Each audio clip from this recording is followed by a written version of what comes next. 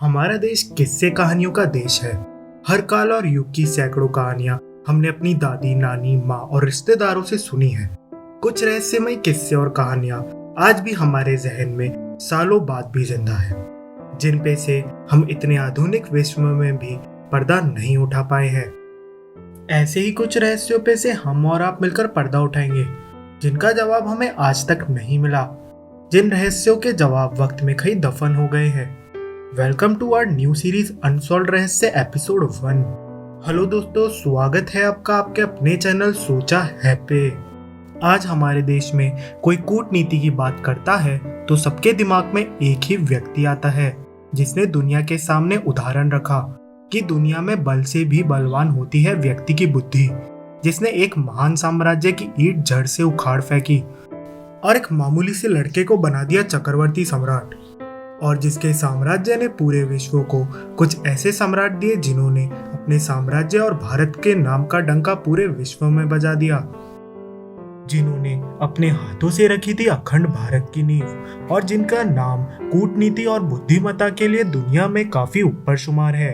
मैं बात कर रहा हूँ चतुर्बुद्धि चाणक्य की, जिन्होंने किया था अखंड भारत का निर्माण, जिनकी बातों से आज तक हमें प्रेरणा मिलती आई है और आगे भी मिलती रहेगी। उनकी मृत्यु आज तक हमारे लिए एक रहस्य बनी हुई है। उनकी मृत्यु एक ऐसी पहेली है जिसे आज तक कोई नहीं सुलझा पाया है। उनकी मृत्यु के बारे में जानने से पहले हमें जाननी होगी उनके जीवन के बारे में कुछ अहम बातें। चाणक्य का जन्म एंशिएंट इंडिया के तक्षशिला में हुआ था। चाणक्य के पिता चाणक्य ने उनका नाम कौटिल्य रखा था। चाणक्य के पिता चाणक्य की मगध के राजा द्वारा राजद्रोह के अपराध में हत्या कर देने के बाद चाणक्य ने राज सैनिकों से बचने के लिए अपना नाम बदलकर विष्णुगुप्त रख लिया।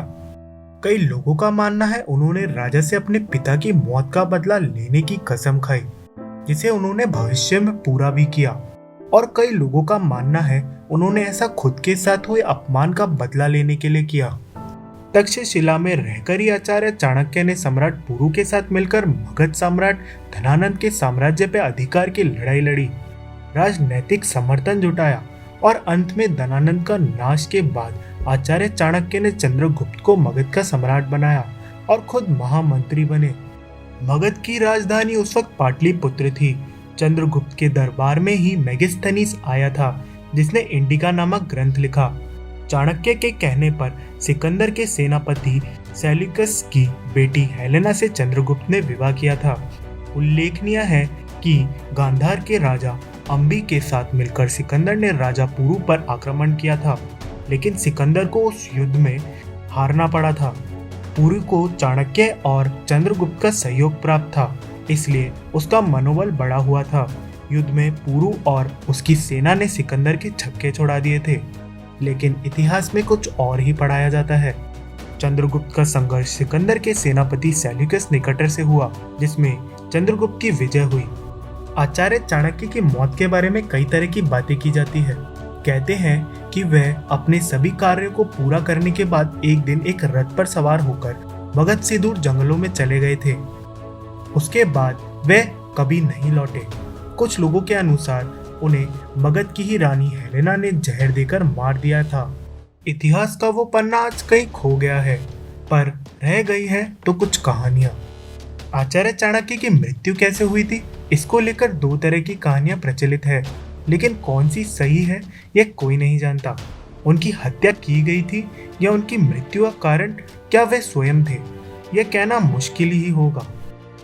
चंद्रगुप्त के मरने के बाद बिंदुसार सफलतापूर्वक शासन चला रहे थे और साथ ही षड्यंत्रों से भी जूझ रहे थे, जो उनके स्वयं के परिवार में ही चल रहे थे। कहा जाता है कि राज परिवार के कुछ लोगों को बिंदुसार और चाणक्य की नजदीकी पसंद नहीं थी, जिनमें से एक नाम था बिंदुसार का मंत्री सुबंधु, जो चाणक्य और बिंदुसार को दूर करना चाहता था। सुबंधु ने चाणक्य के विरुद्ध कई षड्यंत्र रचे। राजा बिंदुसार के मन में कई गलत फहमियां भी उत्पन्न की गई कि उनकी माता की मृत्यु का कारण स्वयं आचार्य चाणक्य ही है। ऐसा करने में सुबंधु कुछ सफल भी हो गए। इस कारण धीरे धीरे राजा और चाणक्य में दूरियां बढ़ने लगी। यह दूरियां इतनी बढ़ गई कि आचार्य चाणक्य ने महल छोड़कर जाने का फैसला किया और एक दिन वह चुपचाप महल से भी निकल गए। चाणक्य के चले जाने के बाद एक दाई ने राजा बिंदुसार को उनकी माता की मृत्यु का रहस्य बताया। उस दाई के अनुसार आचार्य सम्राट चंद्रगुप्त के खाने में रोजाना थोड़ा थोड़ा विष मिलाते थे ताकि वे विष को ग्रहण करके उसके आदी हो जाए, और यदि कभी शत्रु उन्हें विष का सेवन कराकर मारने की कोशिश भी करे तो उनका राजा पे कोई असर ना हो।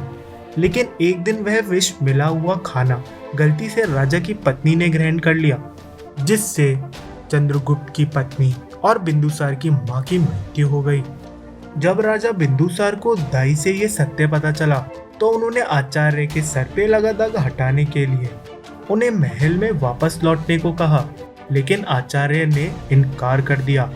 उन्होंने ताउम्र उपवास करने की ठान ली और अंत में प्राण त्याग दिए। दूसरी कहानी, आचार्य को जिंदा जला दिया गया था। एक दूसरी कहानी के अनुसार राजा बिंदुसार के मंत्री सुबुद्धु ने आचार्य को जिंदा जलाने की कोशिश की थी, जिसमें वह सफल भी हुआ था। आज तक भी आचार्य चाणक्य की मृत्यु का सच पूरी तरीके से सामने नहीं आया है और उनकी मृत्यु एक अनसोल्ड रहस्य बन गई है जिसे आज तक कोई नहीं सुलझा पाया है।